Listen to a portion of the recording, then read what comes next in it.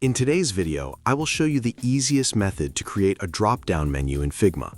This method is very easy to follow, works on the free plan of Figma, and can be used even by beginners. So, without wasting any time, let's get started. You can see that I have opened a Figma design file. Let's start by creating a button. I will press T on my keyboard, click once on the canvas, and add a text layer that says Button. I have increased the font size so that it is clearly visible to you. While the text is selected, I will press Shift plus A on my keyboard to add auto layout. I will then change the horizontal padding to 16 and reduce the vertical padding to 8. Next, I will add a fill color so that the button is clearly visible. This will be the default state of our button.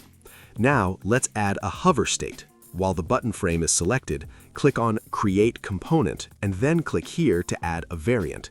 We will rename this variant to Hover. To visually differentiate the hover state, I will change the fill color to a slightly darker shade. These are the first two variants of our button.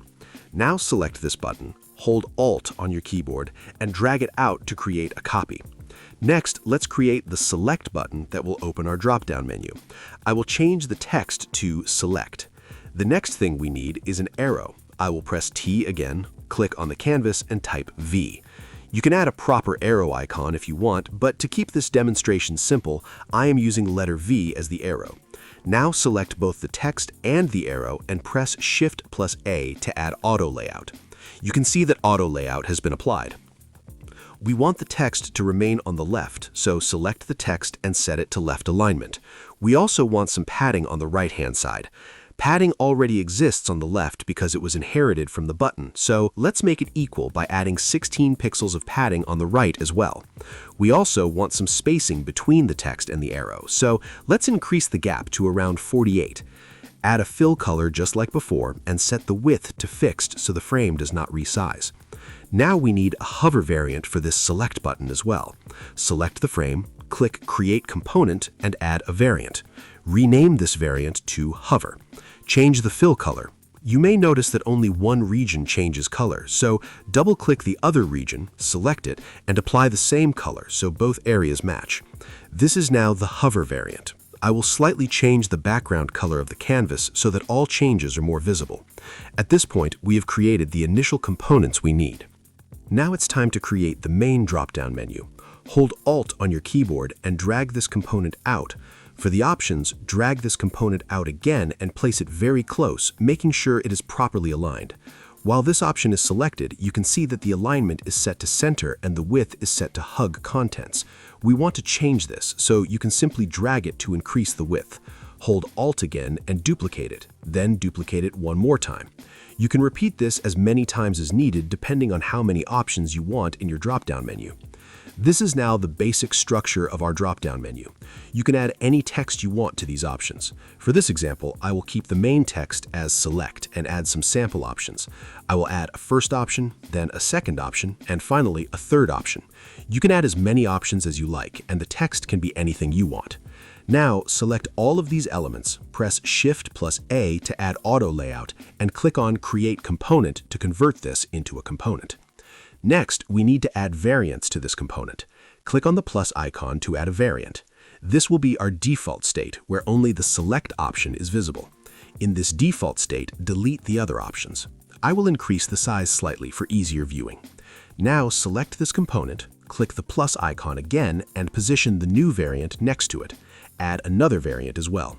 You will need as many variants as the number of options you have. Since we have 3 options, we will need 3 additional variants. Now we also need variants for the top part of the dropdown. Select it, click the plus icon, and place the variants nearby. In the first state, the button will say Select. After clicking on it, all the options should be visible. Then, if the user selects the first option, the name of that option should be displayed at the top. I will change the text accordingly. You may notice that the arrow shifts position, so to fix this, select our component, double-click in the center of the layout. We need to make this adjustment for the other variants as well. Now let's change the second option, and you can see that the arrow stays in position. We will do the same for the third option. At this point, we have created all the necessary variants. Once an option is selected and clicked again, we want the options to be visible while also displaying the selected name at the top. I know this process is a bit time-consuming, but this is the trade-off we make for simplicity. There are other methods that are more efficient, but they are also more complex and difficult to understand. Now that all the variants are ready, it is time to set up the prototypes. Click on Prototype. First, let's set up the hover animation for the button.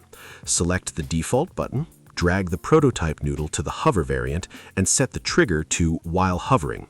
Set the action to change to the hover variant and choose Smart Animate. Make sure the animation type is set to Smart Animate, change the easing to ease in and out, and set the duration to 200 milliseconds. Repeat this same hover setup for the Select button.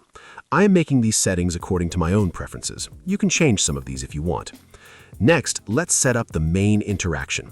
This is the default state. When the user clicks on it, it should change to the variant where the options are visible. Set the trigger to on-click, change to the appropriate variant, enable Smart Animate, choose Ease In and Out, and set the duration to 300 milliseconds. When the user clicks on Select again, it should return to the default state. Now, if the user selects the first option, it should switch to the variant that displays that option. If the user selects the second option, it should switch to that variant, and the same applies to the third option. We need to repeat this setup for all variants. For the second variant, clicking on the first option should lead to this state, clicking on the second option should lead to its respective state, and clicking on the third option should do the same. Make sure all arrows are connected correctly. If you notice an incorrect connection, adjust it by dragging the arrow to the correct variant. Repeat this process until all interactions are properly linked. If an option is clicked again, it should simply return to the default state. Once this is done, all necessary prototypes for the drop-down animation are in place. Now let's create a test frame. Click on the Frame tool and draw a frame on the canvas. For better visibility, go back to Design mode and change the background fill slightly. Since this is our main component, hold Alt on your keyboard and drag it into the frame. Position it slightly towards the top or center. Select the frame, click on Prototype, or simply click the Present button to open the prototype preview in a new tab. This is our prototype preview. You can see that when I hover over the button, the color changes. I can see that I accidentally used slightly different colors, so I will go back and adjust the shades to match. Let's go back to the preview, and now everything works correctly. When I hover over the button, the color changes to a slightly gray tone, so our hover state is working perfectly. When I click on Select, the options appear. Clicking again closes the menu. You can also click directly on the arrow and it will open and close the drop-down menu as expected. Now let's select the first option. You can see that the drop-down menu updates to show the selected option. Clicking on it again shows the options. I can then select the second option or the third option, and each time the selected value updates correctly. As you can see, we have created a fully functional drop-down menu using very simple steps. You can add as many options as you want and customize it further with different colors, borders, or visual effects. For this video, we have created a very simple demonstration. An important thing to know is that this method is designed to be beginner-friendly and easy to understand. It may not be the most efficient approach because it is intentionally simplified to make learning easier. However, that does not mean it is unreliable.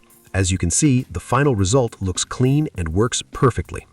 So, this was everything about how you can create a drop-down menu in Figma on the free plan by following a very simple and beginner-friendly approach. If you want to know about some amazing AI website builders, you can check out these videos right here. If you liked this video, do drop a like and subscribe to my channel for more such helpful videos. Thanks for watching.